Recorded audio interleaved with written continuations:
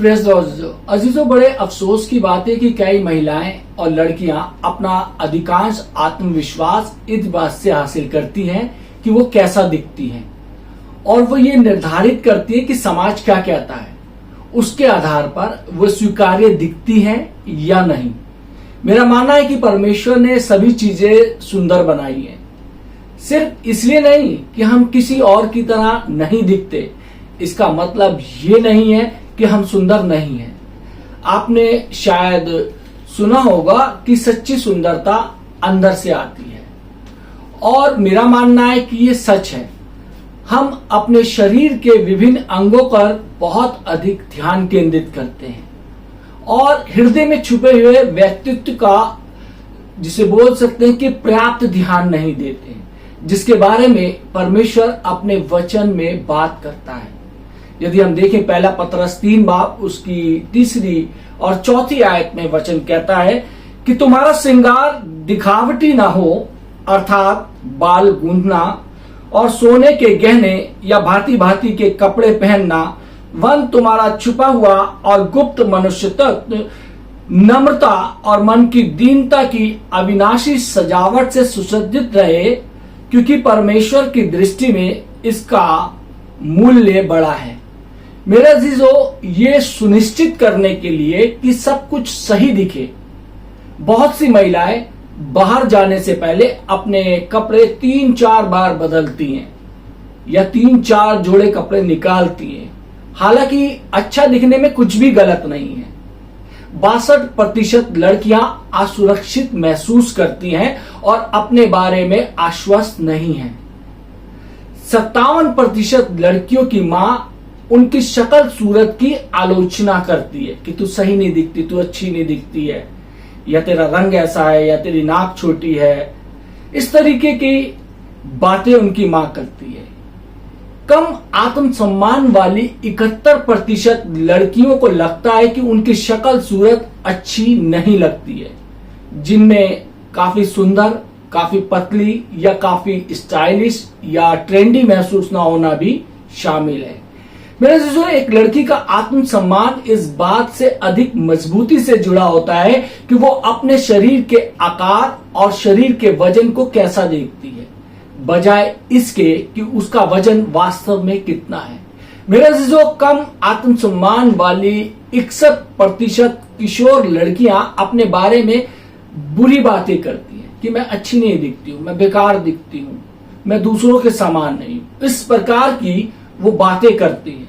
कम आत्मसम्मान वाली 25% लड़कियों का कहना है कि जब उन्हें अपने बारे में बुरा लगता है तो वो अधिक खाना, खुद में कटौती करना, धूम्रपान करना या शराब पीने जैसी नकारात्मक गतिविधियों में लिप्त हो जाती हैं।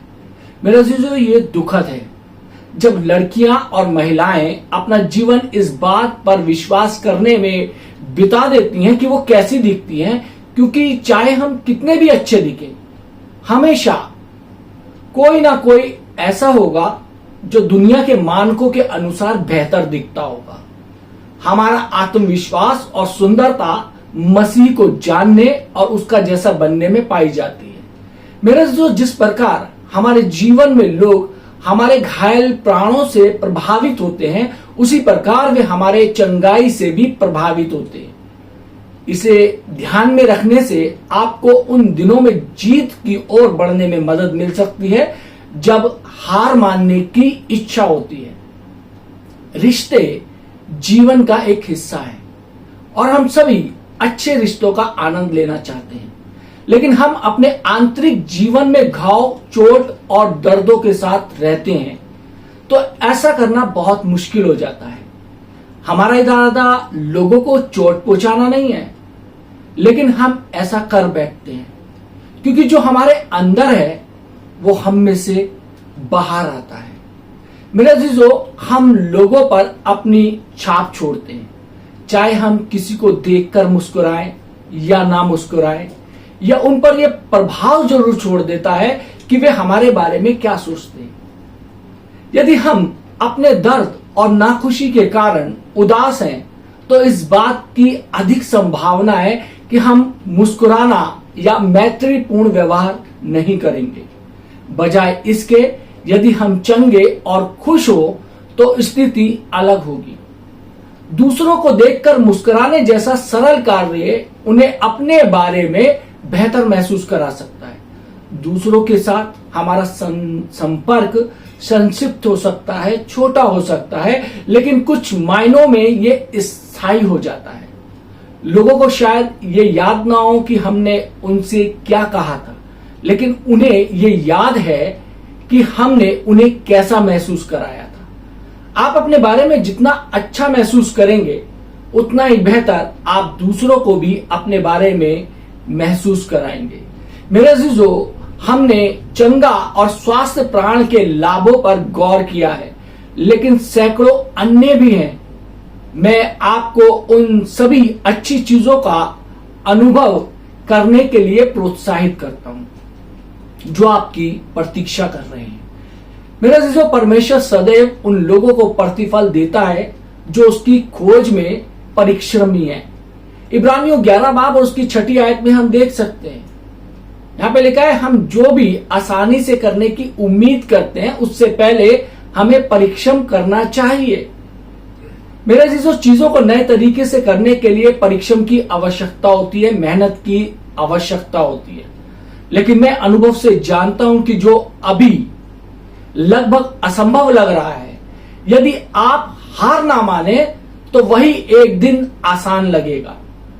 हम में से अधिकांश लोग दर्द रहित रास्ता चाहते हैं, इसलिए कोई टेलीविजन पर इस वादे के साथ एक गोली का विज्ञापन कर सकता है कि इसे दिन में 3 बार लेने से आपके शरीर से चर्बी पिघल जाएगी, और वे इसकी लाखों डिब्बियां बेच देते हैं। हमारा शरीर हमेशा आसान रास्ते तलाशता है, लेकिन मैं आपको झूठी आशा नहीं देना चाहता, इसलिए मैं खुले तौर पर कहूंगा कि यदि आपके प्राण दुर्व्यवहार, अस्वीकृति, हानि, परित्याग, दीर्घकालीन बीमारी या किसी और अन्य कारणों से गंभीर रूप से घायल हो गए हैं तो चंगाई की ओर यात्रा पीड़ा रहित नहीं होगी। लेकिन एक बार जब आपको चंगाई मिल जाए तो आप इसे जीवन भर बनाए रख सकते हैं और इसका आनंद भी ले सकते हैं। मेरे अजीजों, यीशु ने हमें बताया कि जीवन में एक सकरा रास्ता है और एक चौड़ा रास्ता है जिस पर हम चल सकते हैं।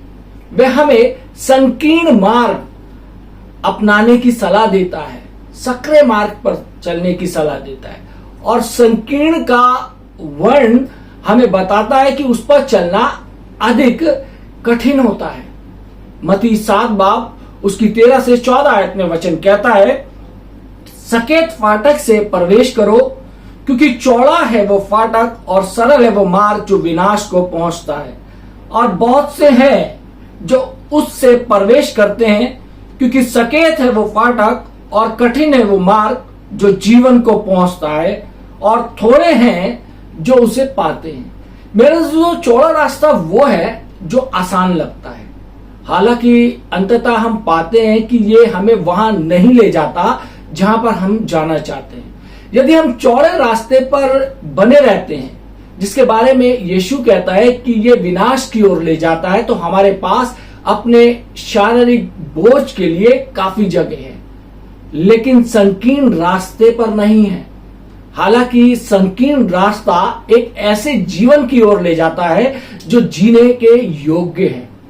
मेरे अजीजों, शारीरिक सामान से मेरा मतलब है कि हम यीशु के नेतृत्व और मार्गदर्शन का पालन करना सीखें, बजाय अपने शारीरिक और सांसारिक इच्छाओं के अनुसार व्यवहार करना जारी रखते हैं।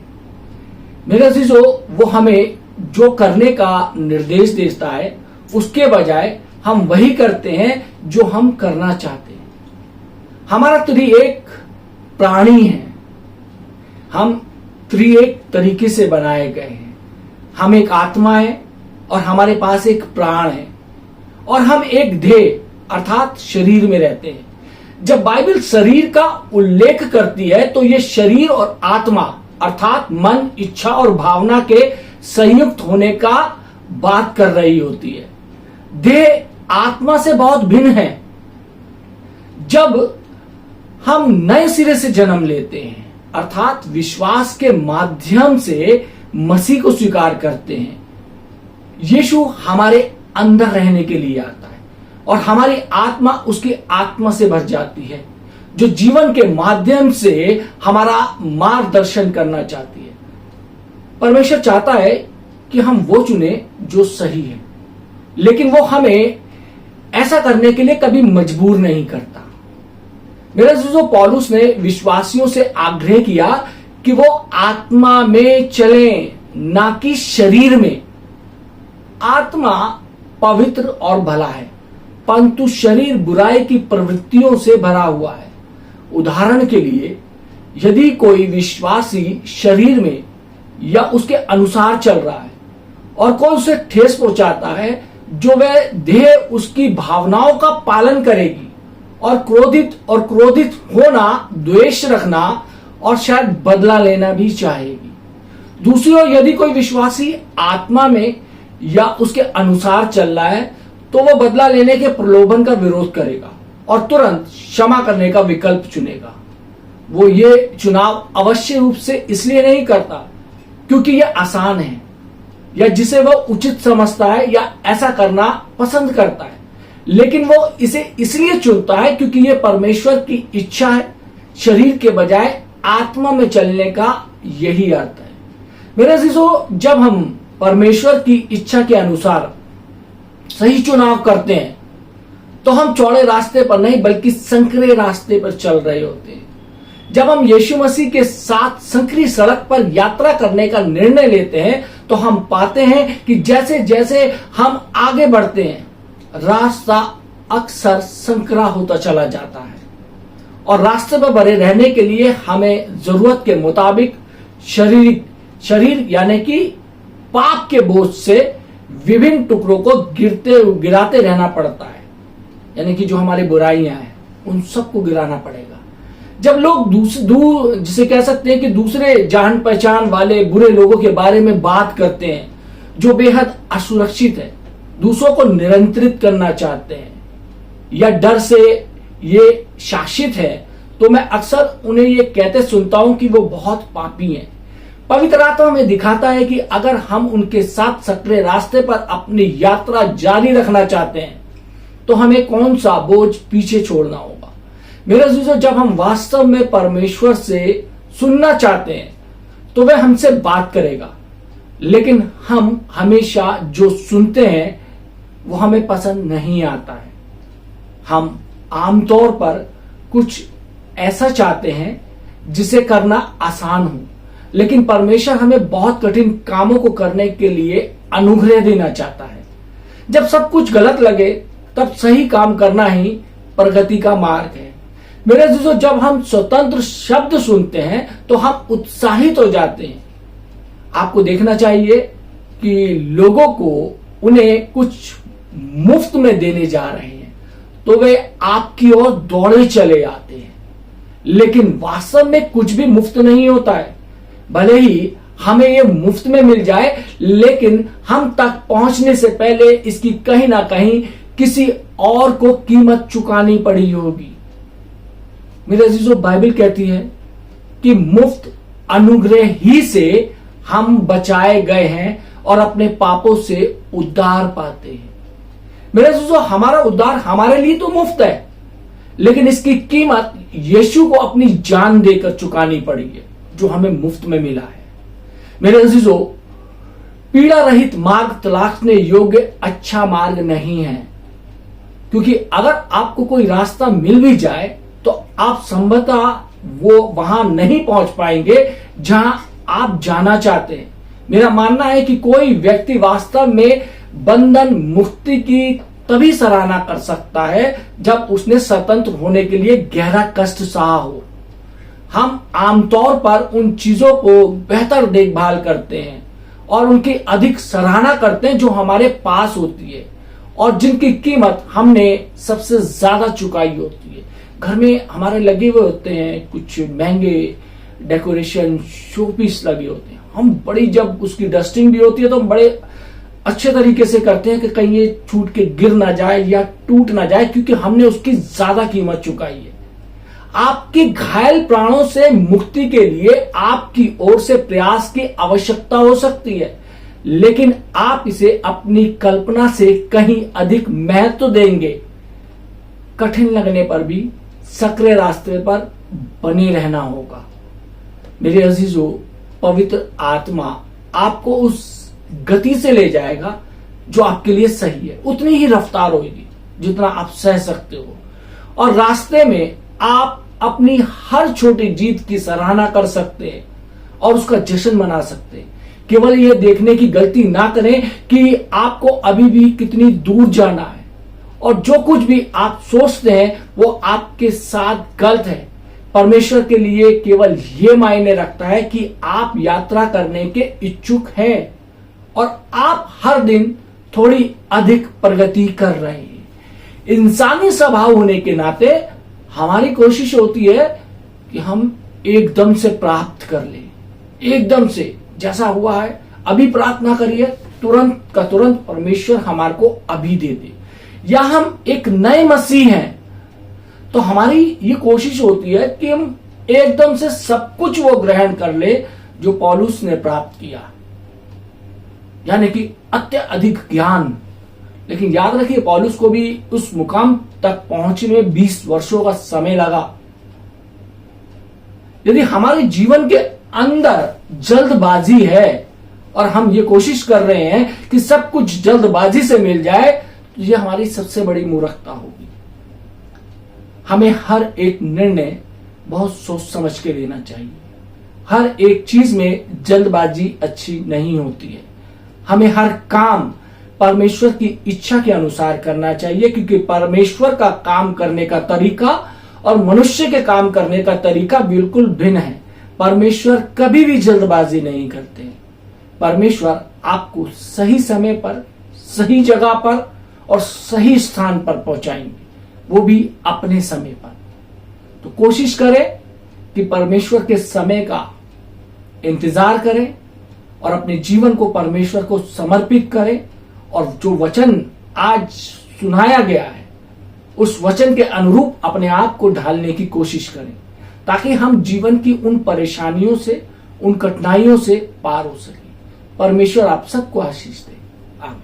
आइए हम दुआ मांगे। धन्यवाद देते हैं महान सामर्थ्य पिता परमेश्वर आज के सुंदर वचन के लिए परमेश्वर, जिसमें हमने सीखा कि किस प्रकार से हमने निरंतर आगे बढ़ना है, किस प्रकार से हमने अपने आत्मविश्वास में उन्नति करनी है। प्रभु जी, हम जानते हैं प्रभु जी, इस संसार में नाना प्रकार की बातें हमको भ्रमित करती हैं, परेशान करती हैं, विचलित करती हैं प्रभु जी। लेकिन हम ये भी जानते हैं कि परमेश्वर प्रभु यीशु मसीह, जब ये संसार हमको विचलित करता है, परेशान करता है, तो प्रभु जी हम अपने तमाम कार्यों को प्रभु यीशु मसीह हम आपके हाथों में सौंपने वाले हो सके, ताकि आप उन तमाम कार्यों को पूरे सिस्टमैटिक तरीके से परमेश्वर आप हमारे जीवन में लागू कर सके। ऐ खुदावंद, दुआ करता हूँ जितने भी लोगों ने परमेश्वर ये वचन सुना है, ये वचन उनकी आत्मा के लिए, उनके शरीर के लिए, उनके प्राण के लिए लाभकारी हो। इस वचन के सुनने वालों पे आपकी आशीष हो, उनके परिवारों पे आपकी आशीष हो। यीशु मसीह के नाम से मांगते हैं, आमीन।